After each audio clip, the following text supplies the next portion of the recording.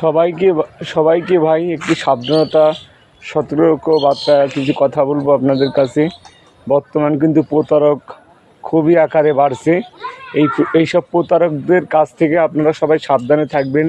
কারণ ভাই আপনার আমার পরিশ্রমের টাকা, আপনার আমার পরিশ্রমের টাকা যদি একটা হ্যাকার বা প্রতারক যদি দালাল চক্ররা যদি এই কষ্টের টাকা এই পরিশ্রমের টাকা যদি নিয়ে যায় ভাই, তাহলে কি ভালো লাগবে বলেন?